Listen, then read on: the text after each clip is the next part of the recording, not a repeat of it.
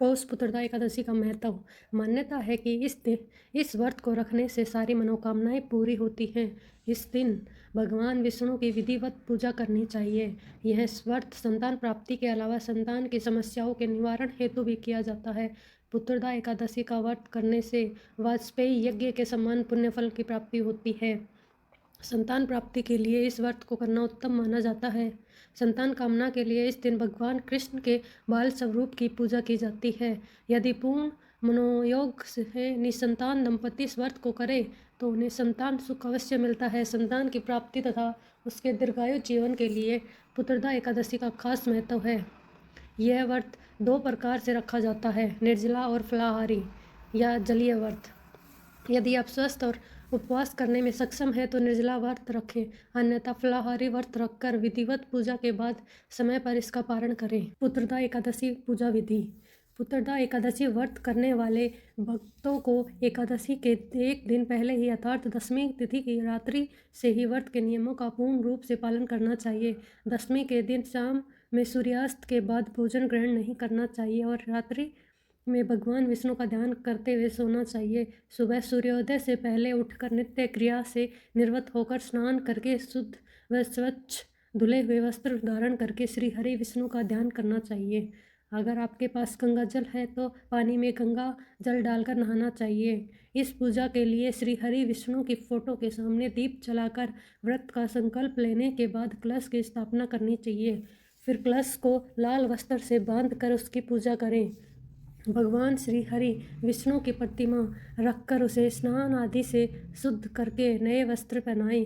तत्पश्चात धूप दीप आदि से विधिवत भगवान श्री हरि विष्णु की पूजा अर्चना आरती करें तथा नैवेद्य और फलों का भोग लगाकर प्रसाद वितरण करें। भगवान श्री हरि को अपने सामर्थ्य के अनुसार फल फूल नारियल पान सुपारी लौंग बेर आंवला आदि अर्पित करें। पूरे दिन निराहार रहकर संध्या समय में कथा आदि सुनने के पश्चात फलाहार करें। इस दिन दीपदान करने का बहुत महत्व होने के कारण दीपदान अवश्य करें। एकादशी की रात में भगवान का भजन कीर्तन करते हुए समय बिताएं। दूसरे दिन यानी पारण तिथि पर ब्राह्मणों को भोजन तथा दान दक्षिणा देने के पश्चात ही स्वयं भोजन करें। इस व्रत के पुण्य से व्रतधारी को तपस्वी विद्वान लक्ष्मीवान पुत्र प्राप्त होता है तथा सभी सुखों को भोगकर अंत में वैकुंठ प्राप्त होता है। भगवान श्री हरि विष्णु जी के मंत्रों का 108 बार जाप करें। पौष शुक्ल पक्ष की एकादशी की व्रत कथा पौराणिक। महाराज युधिष्ठिर ने पूछा, हे भगवान, आपने सफला एकादशी का महात्म्य बताकर बड़ी कृपा की। आप कृपा करके यह बताइए कि पौष शुक्ल एकादशी का क्या नाम है, उसकी पूजा विधि क्या है और उसमें कौन से देवता का पूजन किया जाता है। भक्तवत्सल्य भगवान श्री कृष्ण बोले, हे राजन, इस एकादशी का नाम पुत्रदा एकादशी है। इसमें भी नारायण भगवान की पूजा की जाती है। इस चर और अचर संसार में पुत्रदा एकादशी के व्रत के समान कोई दूसरा व्रत नहीं है। इसके पुण्य से मनुष्य तपस्वी विद्वान और लक्ष्मीवान होता है। इसकी मैं एक कथा कहता हूँ, सो तुम ध्यानपूर्वक को सुनो। और इस एकादशी को वैकुंठ एकादशी भी कहा जाता है। भद्रावती नामक नगरी में सुकेतुमान नाम का एक राजा राज्य करता था। उसके कोई पुत्र नहीं था। उसकी स्त्री का नाम शैव्या था।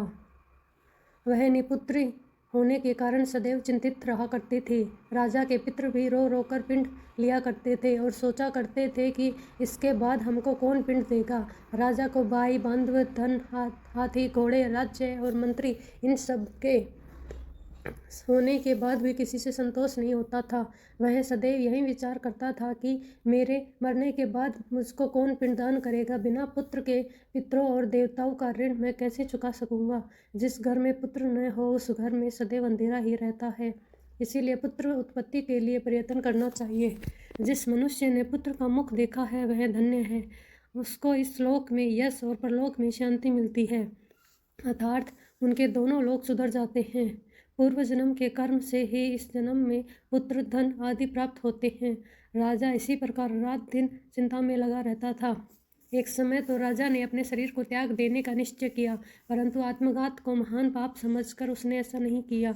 एक दिन राजा ऐसा ही विचार करता हुआ अपने घोड़े पर चढ़कर वन को चल दिया तथा पक्षियों और वृक्षों को देखने लगा। उसने देखा कि वन में मृग सुअर, सिंह, बंदर, सर्प आदि सब भ्रमण कर रहे हैं। हाथी अपने बच्चों और अथनियों के बीच घूम रहा है। इस वन में कहीं तो गीदड़ अपने स्वर में बोल रहे हैं, कहीं उल्लू ध्वनि कर रहे हैं। वन के दृश्यों को देखकर राजा सोच विचार में लग गया। इसी प्रकार आधा दिन बीत गया। वह सोचने लगा कि मैंने कई यज्ञ किए, ब्राह्मणों को स्वादिष्ट भोजन से तृप्त किया, फिर भी मुझको दुख प्राप्त हुआ क्यों? राजा प्यास के मारे अत्यंत दुखी हो गया और पानी की तलाश में इधर उधर फिरने लगा। थोड़ी दूरी पर राजा ने एक सरोवर देखा। उस सरोवर में कमल खिले थे तथा सारस, हंस, मगरमच्छ आदि विहार कर रहे थे। उस सरोवर के चारों तरफ मुनियों के आश्रम बने हुए थे। उसी समय राजा के दाहिने अंग फड़कने लगे। राजा शुभ शकुन समझकर घोड़े से उतरकर मुनियों को दंडवत प्रणाम करने बैठ गया। राजा को देखकर मुनियों ने कहा, हे राजन, हम तुमसे अत्यंत प्रसन्न हैं, तुम्हारी क्या इच्छा है सो कहो। राजा ने कहा, महाराज, आप कौन हैं और किस लिए यहाँ आए हैं, कृपा करके बताइए। मुनि कहने लगे कि हे राजन, आज संतान देने वाले पुत्र एकादशी है। हम लोग विश्वदेव हैं और इस सरोवर में स्नान करने के लिए आए हैं। यह सुनकर राजा कहने लगा कि महाराज, मेरे भी कोई संतान नहीं है। यदि आप मुझ पर प्रसन्न हैं तो एक पुत्र का वरदान दीजिए। मुनि बोले, हे राजन, आज पुत्रदा एकादशी है, आप अवश्य ही इस व्रत को करें। भगवान की कृपा से अवश्य ही आपके घर पुत्र की प्राप्ति होगी। मुनि के वचनों को सुनकर राजा ने उसी दिन एकादशी का व्रत किया और द्वादशी को उसका पारण किया। इसके पश्चात मुनियों को प्रणाम करके महल में वापस आ गया। कुछ समय बीतने के बाद रानी ने गर्भ धारण किया और 9 महीने के पश्चात उसने एक पुत्र को जन्म दिया। वह राजकुमार अत्यंत शूरवीर, यशस्वी और प्रजापालक हुआ। श्री कृष्ण बोले, हे राजन, पुत्र की प्राप्ति के लिए पुत्रदा एकादशी का व्रत करना चाहिए। जो मनुष्य इस महात्म्य को पढ़ता या सुनता है, उसे अंत में